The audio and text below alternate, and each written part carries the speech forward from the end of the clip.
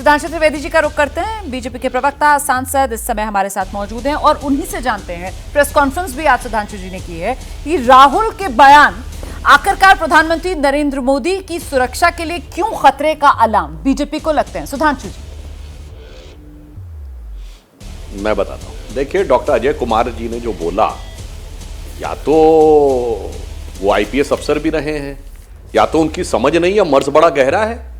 विक्रम सिंह जी ने तो सिक्योरिटी की बात कही थी, हेट स्पीच और पॉलिटिकल बात कहां से आ गई।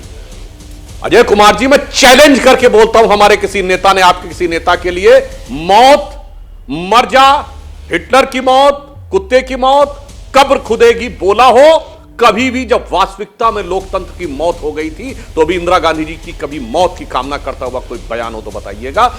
चाहे नेहरू जी ने प्रतिबंध लगाया हो या नरसिम्हा राव ने प्रतिबंध लगाया हो, अगर मौत की कामना करने वाला कभी मौत शब्द भी आया हो तो बताइएगा। और पता नहीं आपको क्या समझ में आता है। अनुराग ठाकुर ने कब बोला था गोली मारने की बात? मैं चैलेंज करके कहता हूं, निकालिए वो वीडियो। अनुराग ठाकुर ने बोला देश के गद्दारों को जनता कह सकती थी धक्का मारो, जनता कह सकती थी जूता मारो, जनता ने कहा गोली मारो। ये गद्दारों से इतनी हमदर्दी किस बात की है भाई? आपको सुनाई नहीं पड़ता या सेलेक्टिव एमनीसिया है? और दूसरी बात मैं कहना चाहता हूं, जो विक्रम सिंह जी ने कही, इस बात का हेट स्पीच, ये सरतन से जुदा हेट स्पीच थोड़ी थी। अजय कुमार जी, सरतन से जुदा हो गया था। फादर जोसेफ का हाथ केरल में काट दिया गया था। इंस्पेक्टर अयूब पंडित को भीड़ ने मार दिया था। तो ये बयान नहीं थे, उकसावे के बयान के बाद हुए काम थे। और इन सब जगहों पे आपकी सरकारें थी और आप लोग मुंह में दही जमा के बैठे हुए थे। इस कारण से यह समस्या उभर के सामने आती है। इसलिए इस प्रकार की चीजों पे ईमानदारी के साथ गंभीरता से बात करनी चाहिए। आपकी संख्या बढ़ी है, उत्तरदायित्व भी बढ़ा है, उसमें उद्दंडता मत दिखाइए, उसमें परिपक्वता दिखाइए। और रोमाना जी, मैं एक और बात कहना चाहता हूं। हाँ जी। अगर उन्होंने कहा कि अपना नाम और पहचान बता दो, तो ये पहचान छुपाने वालों के लिए इतना अरमान दिल में क्यों छुपा रहता है? डॉक्टर अजय कुमार, एक तरफ दूसरे समुदाय के लिए तो यह है कि मीट की भी पहचान होनी चाहिए, हलाल सर्टिफाइड होनी चाहिए। और वो सर्टिफिकेशन भी गवर्नमेंट की एजेंसी नहीं देगी, जो फूड एफएसएसआई नहीं देगी, एक धार्मिक संस्था देगी। तब तो आप नहीं कहते काहे बंटवारा कर रहे हो भाई?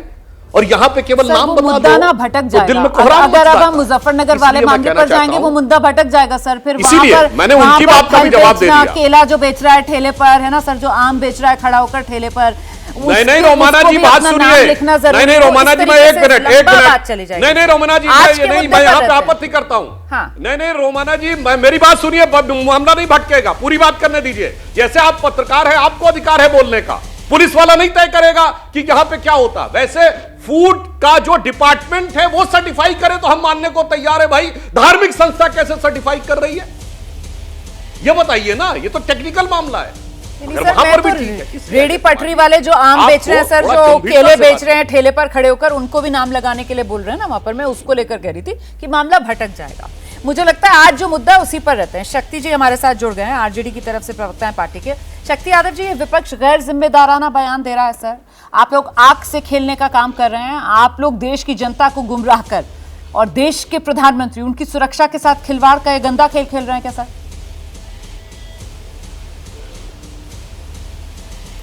देखिए, देश के प्रधानमंत्री के साथ सुरक्षा के साथ खिलवाड़ करने की ताकत कौन रखता है? देश के प्रधानमंत्री के साथ सारी सुरक्षा है, पूरे देश की सुरक्षा उनके साथ है। तो ऐसे भी देश के प्रधानमंत्री, सबके प्रधानमंत्री हैं, वो सुरक्षित रहे तो मैं कामना करूंगा। कोई उन पर हमला हो मैं स्वीकार नहीं कर सकता, मैं भर्त्सना भी करता हूं। पर बयान तो ऐसे देते हैं ना आप लोग उकसाने वाले, यही तो बीजेपी कह रही है। इसी को लेकर तो वो फिक्र वाला आर्टिकल जो लिखा है विक्रम जी ने। रोमाना जी, विक्रम जी ने क्या लिखा है, उनका क्या उद्देश्य है, कहाँ अटैचमेंट है, उस पर मेरी कोई टिप्पणी नहीं है। मैं इतना ही जानता हूं कि भारतीय जनता पार्टी को भी अपने गिरबान में झांकनी चाहिए। आपके शुभेंदु अधिकारी कहते हैं कि अल्पसंख्यक मोर्चा बंद कर देनी चाहिए, सबका साथ सबका विकास नहीं होनी चाहिए। तो आप मानते हो कि इस देश में घृणा का माहौल आप कायम कर रहे हो कि नहीं? यह भी एक तरह से अपराध है कि नहीं है? अब जब देश के अंदर में अब जाति को लेकर के, धर्म के, तो आर्टिकल फिर 15 का वायलेशन होता है कि नहीं? हमको जरा ये बताइए कि जब इस देश की गंगा जमुनी तहजीब है और देश का संविधान है, सबको समान अधिकार देता है, तो हम फिर डिस्क्रिमिनेशन क्यों, हम फिर हेट क्यों, घृणा क्यों? घृणा का वातावरण सोसाइटी के अंदर में अगर कायम करिएगा तो सवाल कहीं से न कहीं से उठ जाती है। एक सवाल अगर सामने आया है, आपके एक नेता, मुझे याद है क्या कहे थे, यहां दुनिया में नहीं रहे, उन्होंने कहा था कि कुत्ते की मौत मरेंगे। उन दिनों बहुत सारे चैनल हुआ करते थे, स्टार टीवी से लेकर सब लोग। अब उस पर बात मैं नहीं करना चाहता हूं, आगे बात बढ़ जाएगी।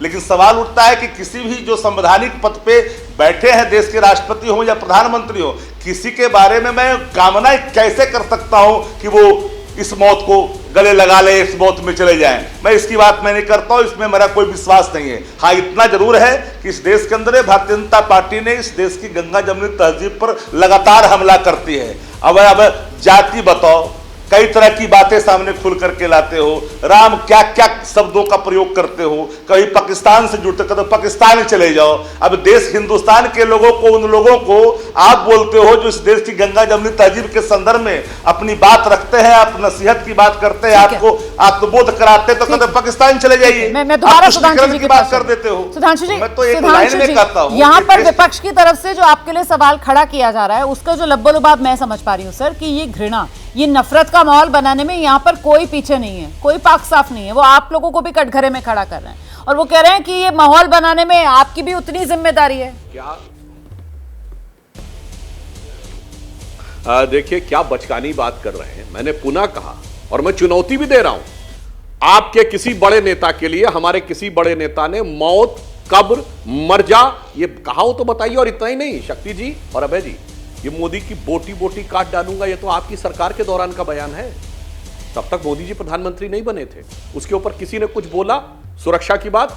24 अक्टूबर 2013 को पटना में रैली थी, मोदी जी के पास Z+ सिक्योरिटी थी और उस समय राजनाथ सिंह जी भी वहां पे थे, उनके पास भी Z+ सिक्योरिटी थी। केंद्र में कांग्रेस की सरकार थी, क्या सुरक्षा व्यवस्था की गई? वही राहुल गांधी जी के पास Z+ सिक्योरिटी है। कश्मीर में गए, आपने देखा दोनों भैया बहने कितने सुखी भाव से और कितने प्रसन्नता के भाव से बर्फ के गोले खेल रहे थे, पूरी सिक्योरिटी प्रोवाइड की। मणिपुर 2-2 बार गए, किसी सिक्योरिटी में किसी प्रकार की चूक हुई या किसी ने बात कही? एक प्रोफेशनलिज्म की बात है सिक्योरिटी के मामले पे, जो बात विक्रम सिंह जी ने कही है। और जहां तक हेट की बात है, मैं लोगों को याद दिला देना चाहता हूं, तो भूल जाते हैं। मार्च 2006 केरल की विधानसभा, सुनिएगा जनाब, गौर करिएगा, मार्च 2006 किसकी सरकार थी केरल में और केंद्र में? केरल की विधानसभा कोयंबटूर हमलों के मुख्य आरोपी अब्दुल नसीर मदनी, जो तमिलनाडु की जेल में बंद था, उसको रिहा करने का प्रस्ताव पारित करती है।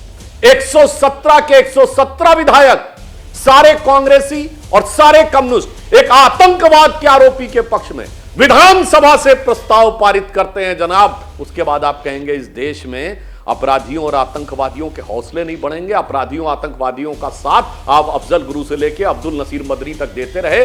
अब आतंकवादियों और अलगाववादियों की भाषा का प्रयोग मत करिए। सिर्फ यह कहना है, चूंकि जो मैंने बात कही थी वही बात दोबारा कह रहा हूं, याद रखिए कि ये चिंगारी का खेल अच्छा नहीं होता है और इसके नकारात्मक परिणाम पूरे समाज पे पड़ते हैं। पुनः मैं कह रहा हूं, मौत, हाँ सर, उसी का जवाब ले रही हूं।